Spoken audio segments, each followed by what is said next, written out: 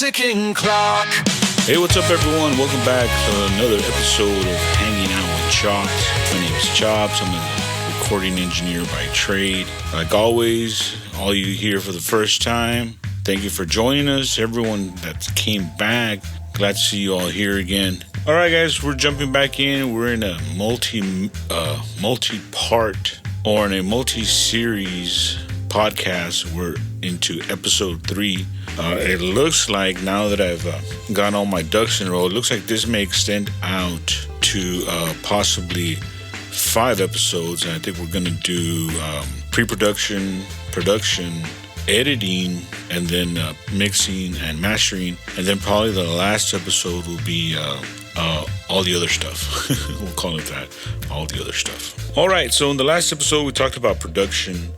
The band in the studio, the red light on, everyone's playing, we're capturing all the performances. But now we're moving into the next part, the part most people outside of the studio never see, editing. I thought this would be possibly the longest one, and because of all the explanations, I feel like this is probably going to be the longest podcast of this series. But it's one of the most important stages in making the record, so we got to discuss it. Once the tracking is finished, what we actually have is not the record yet. We have the raw material. We have multiple takes, different performances, different ideas, different moments. And now the job becomes shaping all that into the final record and what that's actually going to be. So before anything else, before I even think about mixing and mastering, the first thing we do is create what I believe, or what we believe, the final album should be out of all the different takes we recorded. So we go through everything, all the different performances, all the different versions, and we build what I think the songs should be. What feels right, what moments have emotion, what sections actually belong in the final record. And once the structure is built, once we got all these pieces and we make our perfect takes, then and only then do I start editing. Honestly, if I don't know what the final performances are supposed to be, then what exactly am I editing towards? Now, we're not just moving parts around for no reason. There's methodology in the chaos. Let's build the final takes. Then we can start tightening it up. All right, guys, you're hanging out with Chops. Let's get into this. We're hanging out with Chops. Time just never stops. Answers fade like drops on a broken ticking clock. Let's talk about playlists first. For some of you that may not know what playlists are, I'll give you this example. Let's remember back to, all you old fogies like me, when you were actually writing stuff by hand. And let's say you're working on a term paper or a story or whatever the case may be. You write your first draft on a piece of paper. You make your corrections. You take out a second sheet of paper, and then you rewrite it. You may make some more corrections. You take out a third sheet of paper, and you rewrite it. Maybe move some parts around, take out another sheet of paper, and rewrite it, and then you finally get your final version. While we're recording audio, I'm retaining playlists. So, for example, on my vocal part, singer sings it all the way through. Cool. Hey, let's take this in sections instead. Fine. I take the existing vocal part and I drop it to my playlist. Now, a playlist is like an audio storage bin right underneath the audio track where you're saving audio. So, I label it Take 1. Now, we work on verse 1. He sings it one time. Hey, I think I can do better. All right, let's try it again. I grab that audio and I move it down. Take 2. He sings it again. Take 3. Move that down. Take 4. Move it down. Take 5. We might do 10, 20 takes. Verse 2. Let me sing that. He sings it through. Cool, let me try it again. I move that down, that's my second take. Sings it again, move that down, that's my third take. Move that down, fourth take. So now I have all these underlying layers. Singer takes it home, listens to it. I like all of it, but there's certain ones that I'd like to go to the previous takes. Let's hear verse 1. Here's verse 1. I like the first line, the third line, and the fourth line, but I don't like the second line. Can we hear all the other second lines we recorded? Sure. I played take 2, take 3, take 4, take 5. Hey, take 8. Play that one again. I like that one. I moved take 8 now to the top. What are we doing? Out of all the different takes we took, we're making now our perfect one. Even though we have our keeper tracks, pulling from the playlists is where we create the final version of the album. So we may look through playlists on drums. I like the fill that I did on the second take going into the chorus. Perfect. Let me grab it. So before we ever start editing, this is the finished part of the album that we're going to create. We're going to dig through all our playlists and pull from there what we consider our perfect takes, or our preferred takes would probably be a better word to use. So before we start digging into editing with pitch correction, time alignment, and moving parts back and forth, we'll actually go and we'll dig in. So we'll go through song 1. Cool. Drums, what do you think? I'm cool with it. Awesome. Bass, what do you think? Man, second chorus, I didn't like it. I seem like I'm dragging. I'm hearing a lot of pickup noise. I'm hearing a lot of clinking and clanking. I was getting tired. I was overdriving. Cool, let's look at some previous takes. Go through the playlist. Here's take 2, here's take 3. Hey, take 4 sounds good. We take a copy of take 4, move it up. What do you think now, bass player? I like it. I like it. Cool. Guitar, what do you think? Man, can we go through the solos? Even though that solo came out pretty cool, there's certain things I didn't like about it. Can we hear all the different takes? Yeah, play through all different takes. That one, that's the one. That's the one I'm feeling. Cool. Move that up, and we'll go through all the different parts. Cool. Now we're cool with it. Good. Song 1 done. Song 2, everybody listen. Drummer listens through his parts. Bass player may listen. Sometimes we may not find through our playlists something that's agreeable with everyone. So we may have to plug back in. Hey, let's just punch in real quick. And we'll go through the whole album that way. Picking and choosing from all the different takes to make our preferred tracks out of everything that we recorded. I know, guys, I know this is a lot, but this is using your time and your budget and modern technology all together to get the best end result possible. And at this point also, we might actually move sections around. The song is good, guys. It just seems a little long.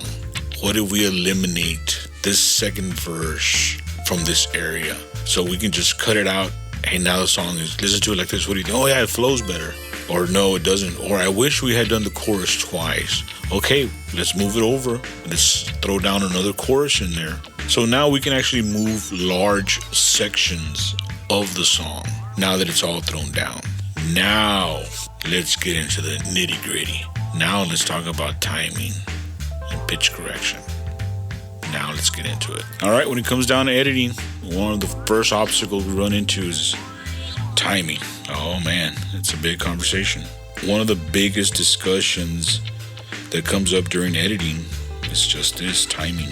Time alignment is huge. Back in the day, everyone had to get it tight. Everyone had to get the performance tight. But now with all the advanced editing that we have, so much of it can be done during the editing process. Time alignment is huge. And this is where it gets deep, guys, because now we have to ask the question and we have to discuss it as a band. How perfect do we want this to be? Do we want it pristine and immaculate? Everything locked right onto the grid? Or do we want it to feel natural? Like a bunch of dudes, there I go again. Like a bunch of people or a bunch of musicians playing together naturally. Because there's a sliding scale here. Some records need to feel polished and extremely tight. For example, like an EDM. EDM has to be really tight. Salsa merengue. So much percussion and it's pretty tight. Some funk tunes. So what I kind of like to do is, if guys don't really have experience with time alignment, I first like to set like timing anchors. That's the best way to explain it. So for example, I'll make sure bar 1 is perfect, right on the downbeat. Then I'll let it flow and I'll lock down bar 5. Then I'll let it flow some more and I'll lock down bar 9. And so on and so forth. And what you're seeing here is that I'm locking down the first beat of every 4 bars.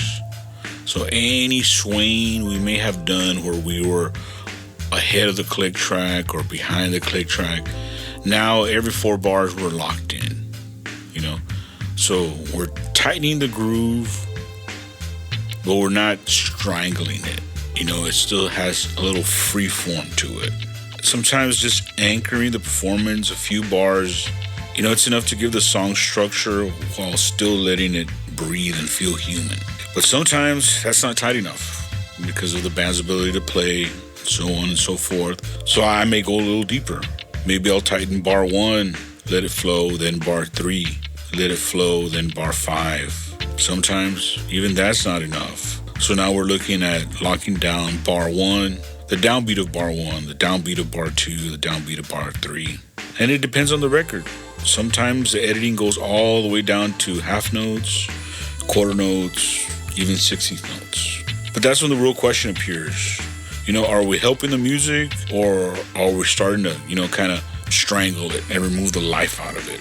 Because perfect timing is not always the right timing. Another part of the editing discussion that we don't really talk about is the budget. Because once you reach this stage, the possibilities start expanding very quickly. And if the budget allows, we can go pretty deep. You know, extreme editing, sound replacement, rebuilding drum hits, layering samples, cleaning every single little detail. And all that's possible with modern technology, but it all takes time. And time in the studio means money. So at some point, the artist and the producer have to ask that honest question. How far do we take this? Do we want it natural or do we want it surgically precise? Sometimes, you know, it's easy. The budget decides for us. And that's okay. But the goal is still the same. You know, let's serve the song here. Let's make sure that the song is still our main goal, not the technology.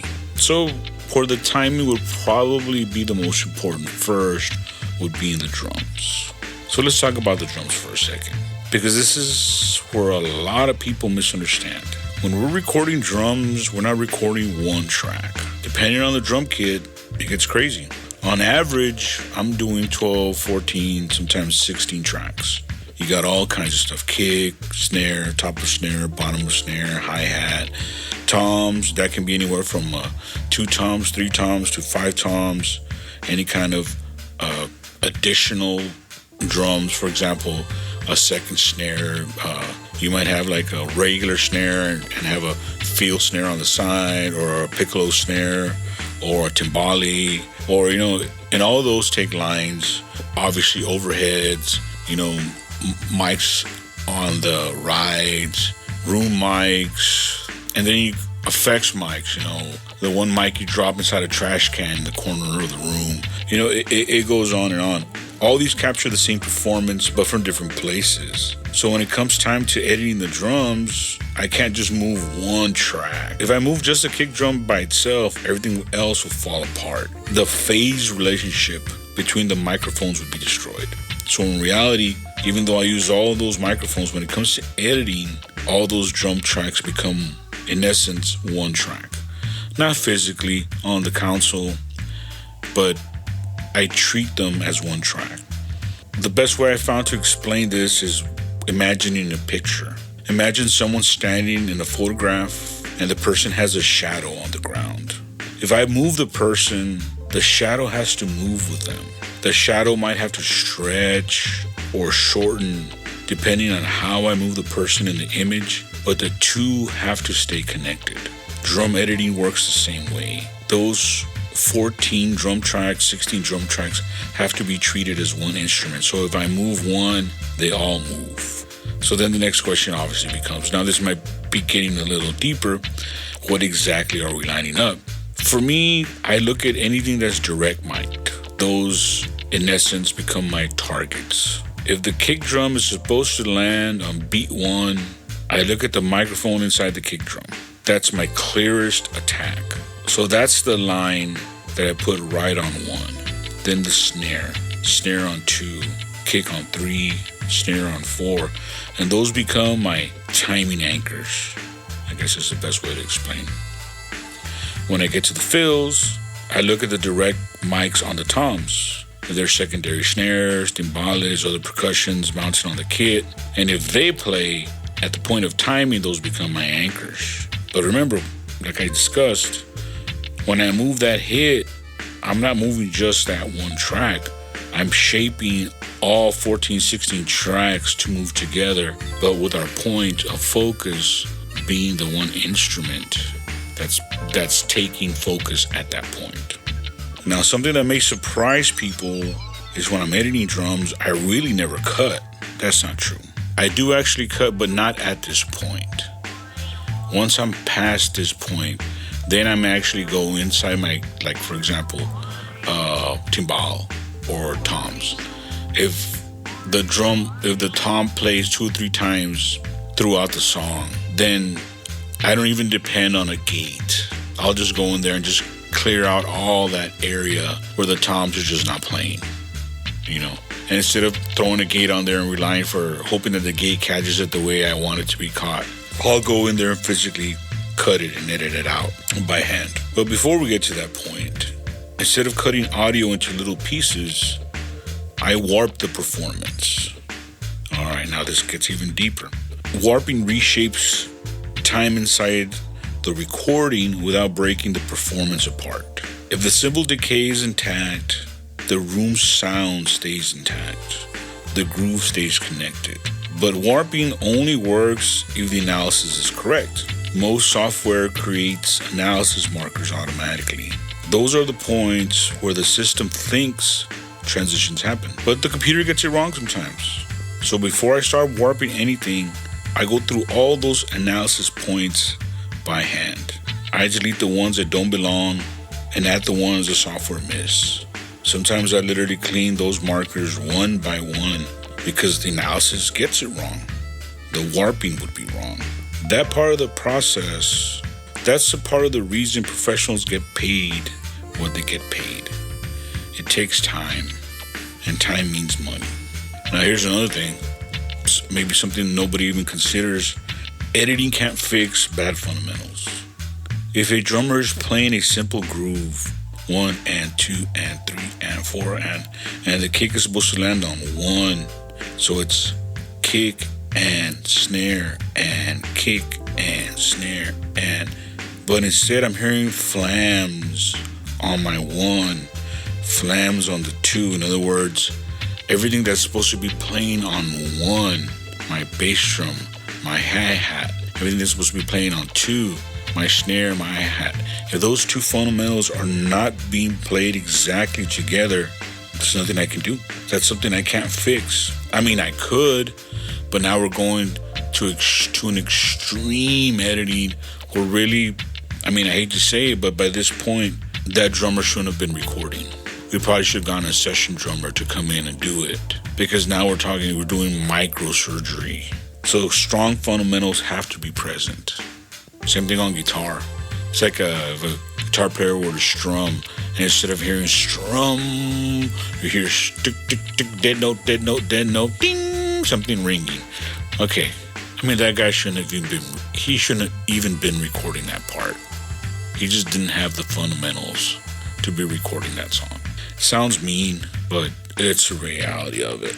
Now, if the editing goes too far, you're gonna hear like some, what I call warbling, or what we call like wobble. That's when the audio is just stretched too aggressively. The timing may be perfect. Things might be put exactly on the grid, but the audio starts to bend to an extreme. Once you kind of hear it, you can't unhear it. That's when editing has gone too far. But hey, there's also tricks we're doing along as we're going. Let's say the drummer plays a fill. Here comes a fill. He fills into the next bar and he crashes. And while the cymbal is ringing, nothing else is happening. It's just the cymbal ringing with a room sound. At that moment, I'll actually go back to the original audio, and I'll put that original audio back in to these smaller sections to where there's absolutely no warping whatsoever. Because when nothing rhythmic is happening, I want that cymbal decay and I want the room sound to be extremely natural. No warping, no editing, just the original sound. Sometimes the best editing you can do is put back the original part. Another discussion. Okay, so I know that was kind of deep, but that goes into timing. And this timing will extend to everything. It'll extend to drums, and then obviously after that would be bass. Obviously after that will be guitars, anything that's in the rhythm section. Anything, whether it's percussions or, strung instruments. Where do we agree we want the timing to be? All right, let's move to the next one. I told you guys editing is huge. Here we go, pitch correction. Another discussion we're always going to have is pitch correction, especially when it comes to vocals. I always ask the same question. What kind of sound are we going for, guys? Do you want it to sound doctored, or do you want it to sound completely natural? Because we got two different approaches here. If someone wants the obvious T-Pain, extremely doctored sound, it's easy. Throw a plug-in on there, set it aggressive, boom, done. But what if the artist says, hey, I want it to sound perfect, but I don't want anyone to hear that you fixed me? That takes time. At that point, every note has to be adjusted carefully.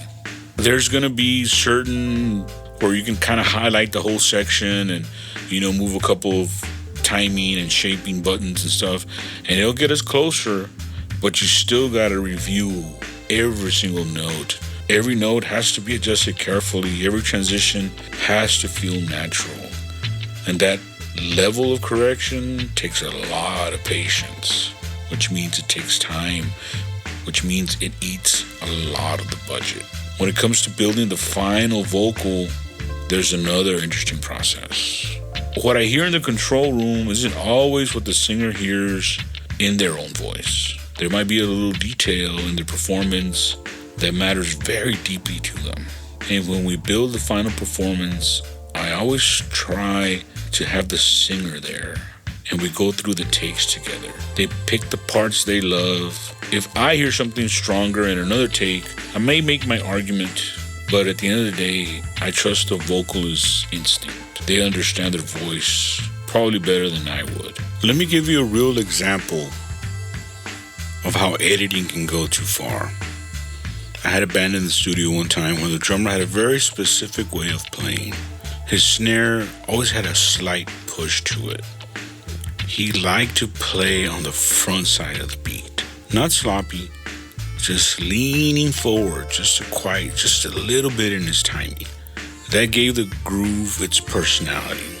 So while we were editing, I started pulling that back and putting it technically right on time. Once I lined it all up perfectly, technically it was flawless. Everything was exactly where it was supposed to be. But when I played it back, something felt wrong. And the drummer said, man, that doesn't sound like me anymore. What happened was simple. He had spent years developing a style where the snare lived slightly ahead of the beat. That push, it created an energy in his groove. That was like his sound. But when we edited everything down to perfect timing, we erased that push. The groove became technically correct, but his personality disappeared. So we had to back up. We had to loosen the edits. At those points, I was concentrating more on B1 and 3 than B2 and 4. And there you go. The groove was back. And that's when you have to realize how important editing is. Perfect timing is not always the right choice. Sometimes the character of the playing lives inside those tiny imperfections. The imperfections is what gave it its groove. Now, I include this story because I want y'all to understand that technically we were doing everything correct. But once we took a step back and listened to it, it just wasn't there anymore. We killed it. Once the editing is finished, there's one final thing I listen for. Does the groove still move you? If the groove survived, you feel it. You're going to sway, you're going to tap your foot, you're going to move to the beat. The second thing I listen to is the overtones lining up. When the phase relationship remains correct and the editing was done properly, something interesting happens. The kick and the bass stop sounding like two separate instruments and they lock in together. Not just timing, but sonically. They become one solid unit of sound. And that's when you know the editing was done correctly. Not because it's perfect, because the music still feels alive. By no means am I saying this section and this time am I not mixing as I'm going, because I am.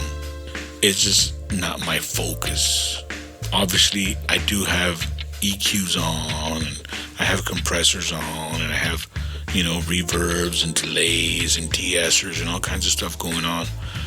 But they're not my primary focus yet. I'm making sure that it's close to what the album is supposed to sound like, but that's not my drive here yet. My drive is we're still shaping the raw material.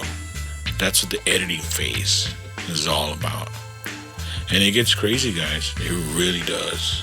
It can get as involved as, I want this snare for the verse, but I want this other snare for the chorus. Can we sound replace this snare for this other snare over the chorus? And for some of you that may not know what sound replacing is you basically, it is what it sounds like. You replace one sound with another sound. Now, sound replacement, you could get sounds from anywhere.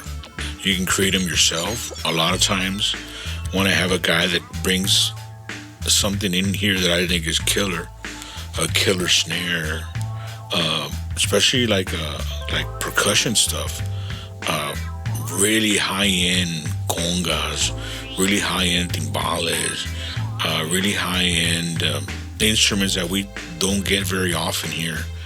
I'll be like, hey, dude, would you mind hanging out and letting me sample these? They sound phenomenal. Sometimes the guys are cool with it. They're like, absolutely, dude. And I'll be like, hey, dude, I'm going to use this stuff in all kinds of albums. And they'll be like, dude, I'd be honored for you to have my snare on there. So I have a massive library of all kinds of drums that I've used throughout the past.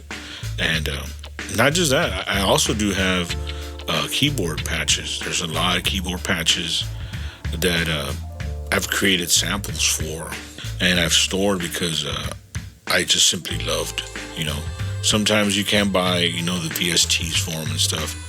But sometimes some of these guys actually make pretty killer keyboard patches. It's not a stock. It's something he made. Dude, that sounds awesome. Can I steal that from you? I'll be like, absolutely, bro. Play me a couple notes. Throw it in my sample bank. I got it there. Sometimes they might even need it in the future, and they might ask, hey, dude, can you bring up that sound that I used on this so-and-so's album because I don't even have that keyboard anymore. Yeah, man. I have it here from the last time when you let me sample it. Now, editing does get deep, but that'll take us to the next part. The next section is probably the one everyone thinks about, mixing and mastering. Guys, I know it's a lot, and I know I kind of ramble, but I do want y'all to get the idea of how complex things are getting now with modern technology. And we're not even talking about AI yet. Guys, it's been a blast having y'all here. I hope you enjoyed this episode. I hope you hung in there with me. I know it was a lot to discuss and a lot to kind of wrap your brain around. Some of you, this might seem like second nature to because you deal with this every day. Some of you, this might be completely new and have no idea. But I'm glad you're here, and I'm glad you stopped by for a visit. On the next episode, we're going to move on to mixing and mastering, and then after that, we'll do one big wrap-up episode about everything I probably missed, and maybe some other interesting aspects that I'd probably want to bring to your attention. Guys, and like always, if you want to become a supporter of the show, make sure to please click on the support the show button at the front of this podcast. Help keep this podcast going. And like I said, every single dollar goes directly to the podcast. Guys, it's been a pleasure. I love talking about this stuff. I love talking shop. I hope you all enjoyed it. I'll catch you in the next one. We're hanging out with Chops. Time just never stops. Answers fade like drops on a broken ticking clock.